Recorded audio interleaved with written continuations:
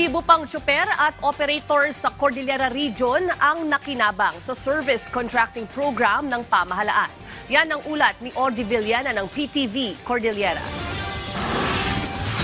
Tiniyak ng Department of Transportation Cordillera na ipatutupad ng Land Transportation Franchising and Regulatory Board ng maayos ang service contracting program para sa mga public utility vehicle drivers para matulungan.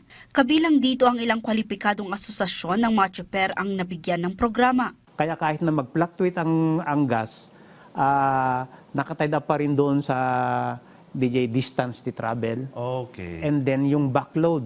Kasi rush hour laing iti tinarget iti Baguio City and ang ganda nagpintas.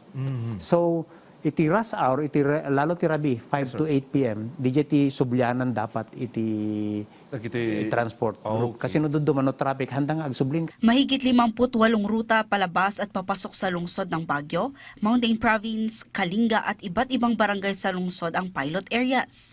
Ang mga kooperatiba ng transportasyon ang gagawa ng schedule sa mga PUV para magkaroon ng rotation ang pagbiyahe. Imomonitor naman ng mga kawani ng barangay, traffic enforcement unit at mga pulis kung nasusunod ang patakaran sa pagbiyahe.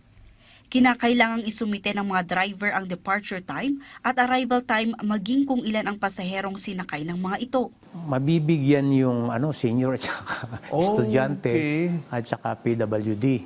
Ngayon yung sa regular, kakaroon kami ng parang debate pa doon kung ilang percent. Kasi siyempre, parang kung gano'n, pro rata na lang sana. Okay. Kasi ang hirap ding magkakagulo sa loob ng jeep. Samantala, nagsimula na rin noong April 27 ang pamamasada ng mga UV Express na kabilang sa service contracting program.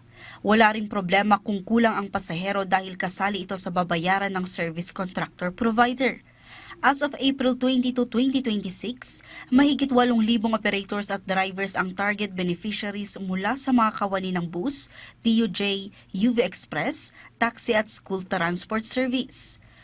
Batay pa sa datos ng DOTR Cordillera, sa 8,481 operators, 3,086 na ang nabayaran, habang 3,104 mula sa 8,481 ang ongoing payroll sa mga driver. Nagpapatuloy naman ang payout sa mga nalalabing benepisyaryo. Audrey Villana para sa Pambansang TV sa Bagong Pilipinas.